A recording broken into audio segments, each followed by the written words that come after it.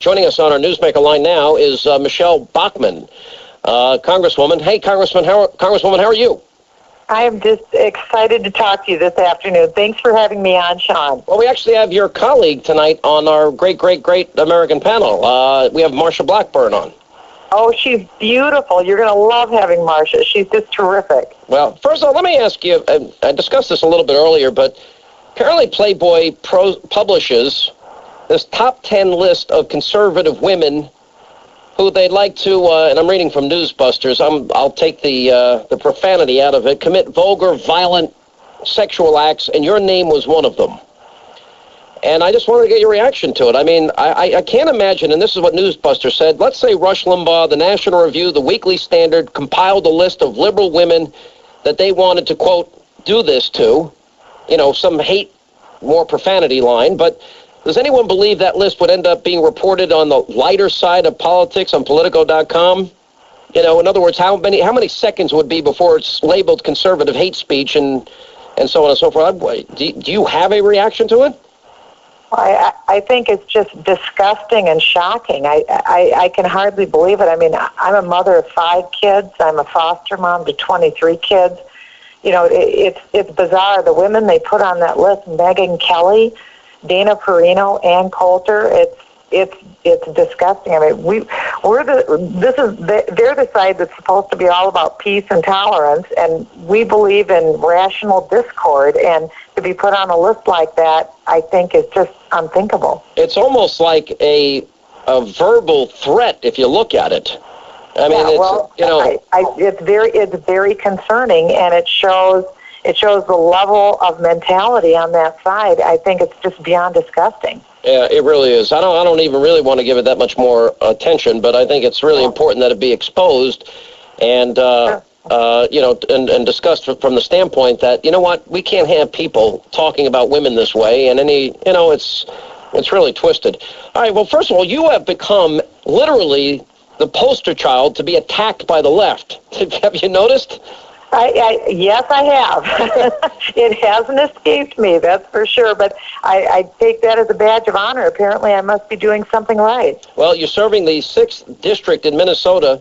By the way, did you read that article? Apparently, I saw it, I think, on Red State earlier today, that apparently 2,812 dead voters were counted in terms of the statewide database of registered voters revealing those deceased individuals voted in last November's election. Is there truth to that? Well, I had a friend of mine from Minnesota call me and tell me about that, and he was, in a lighthearted way, said his brother went out to the graveyard and saw all of the I voted stickers. They're out on the headstones in the graveyard. And I wonder how many voted for Franken. Well, that's what I said. So these were all Democrats then that were in there. So I don't know. We'll find out. But I think that there is another shoe dropping in this Franken Coleman recount.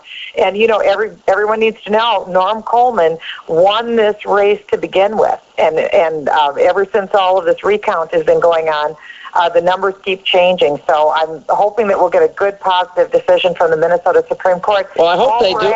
I hope they add this to their decision. I hope this is brought up. I hope that they, as part of the complaint, that this is examined. Well, I don't know that it will be because oral argument has already been completed, and so I think the judges have taken all of the information in that they were going to. But, remember the ruling legal authority here is Bush v. Gore, and the bottom line is that the same law has to be applied in every voting precinct. That was not done in Minnesota. So Norm Coleman has a very good constitutional argument of equal protection under the law. So I'm hopeful that the Minnesota Supreme Court will apply Bush v. Gore. Yeah, I understand, by the way, that you have really been battling back against these groups like Acorn, and you introduced what you call the Taxpayer Protection and Anti-Fraud Act, which would prohibit any organization that has been indicted for violations of state or federal election law from being able to access taxpayer dollars in any way. Tell me about it. Well, I did, because this is getting pretty serious. It seems like every time there's election, as night follows day, Acorn's name is involved, and they're usually involved in voter fraud. They received tax money, Sean, about $53 million in direct funding since 1994. But here's the kicker. Now Acorn will be eligible between the stimulus money and the latest federal budget. They'll be eligible for over $8.5 billion. This is major money.